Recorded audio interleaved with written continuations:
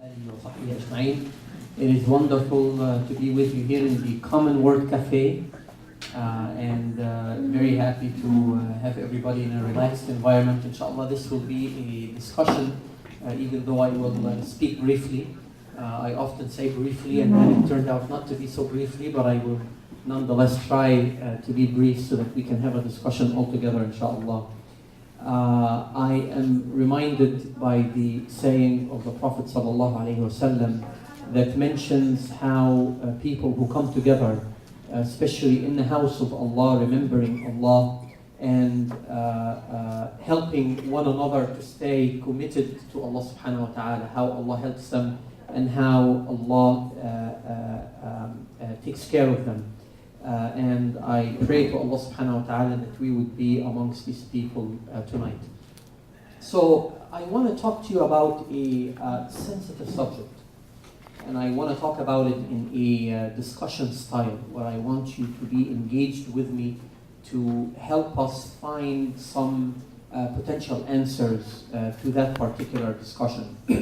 The discussion is very much everywhere around us. In the news for sure. Many in America are talking about it. And the discussion is very much related to the Muslim community. But for some reason, the discussion is not being discussed in the Muslim community. The one place where there might be some merit to discuss that discussion, it's not happening. But it's happening everywhere else. It's happening all around us. If you open the news, most likely you're going to hear about it.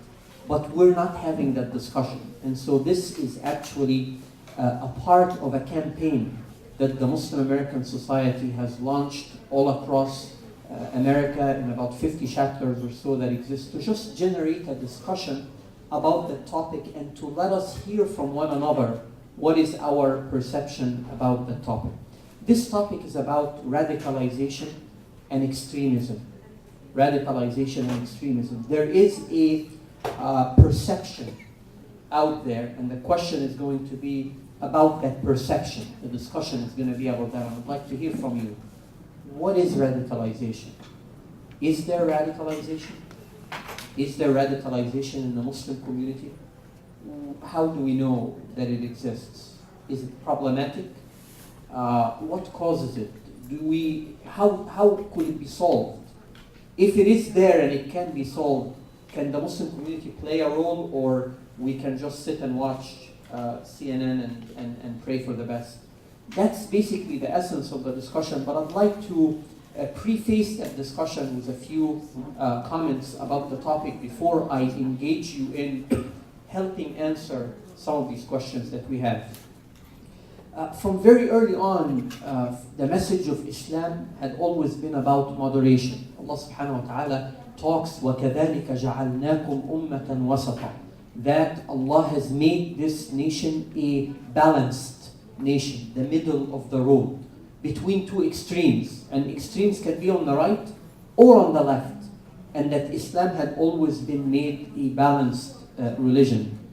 The Prophet ﷺ, in many, many different cases and incidences, has rejected extremism in many forms. One common saying of the Prophet, or incident that happened when some youth loved Islam so much, and that sometimes can be one of the reasons why people sometimes end up going to extremes. They loved Islam so much and they came to the Prophet, or they were heard saying, they didn't actually come to the Prophet, but they said that we're not going to get married at all. One of them said, we're not going to get married.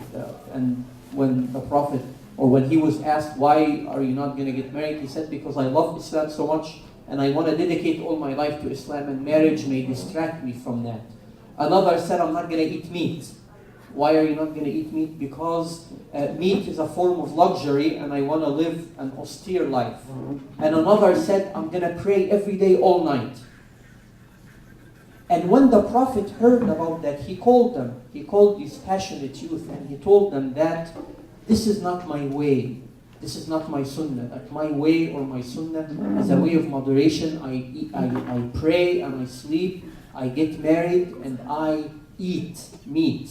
This is going to an extreme is not something that is liked by Islam. Of course, this type of extremism, even though it can happen, it generally doesn't end up hurting anyone.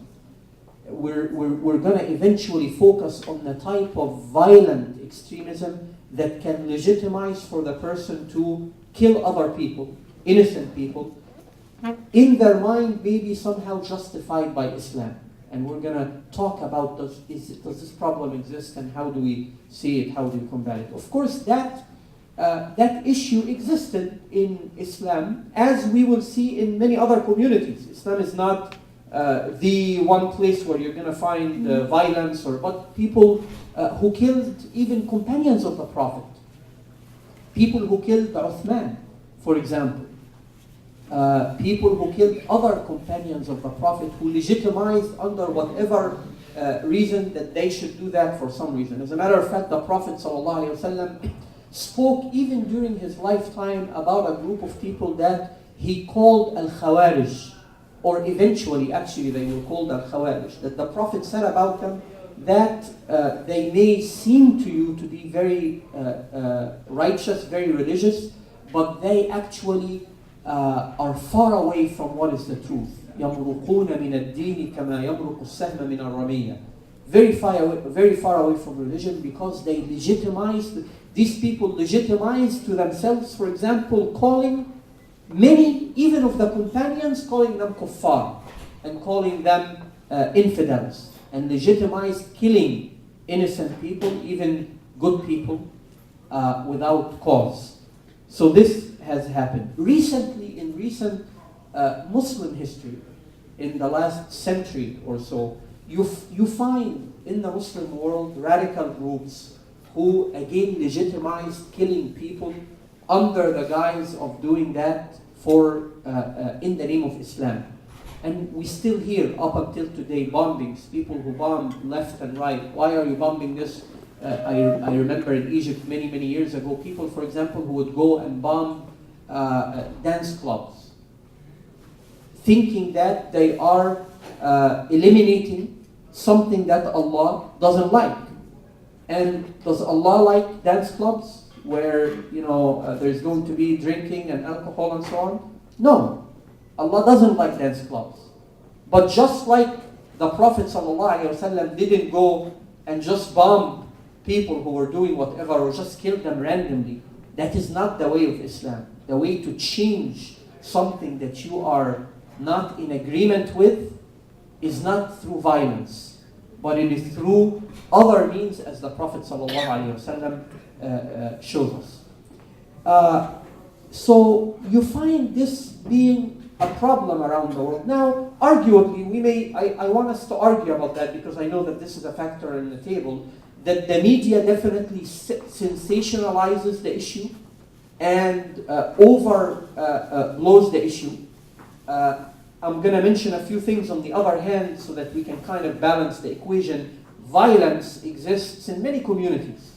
It is definitely not an issue that is just part of the Muslim community, whether locally or globally.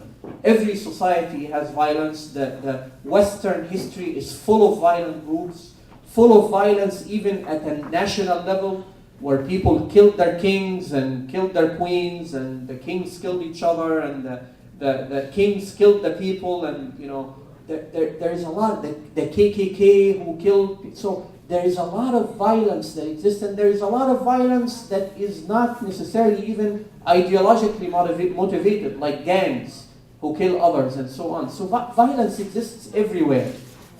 Now, one of the issues that we face as a community, and I'd like for us to discuss that more, is the highlighting of just the Islamic, well, there is no Islamic violence, but the violence that is committed by Muslims hurts us. It hurts us because of different things. Number one,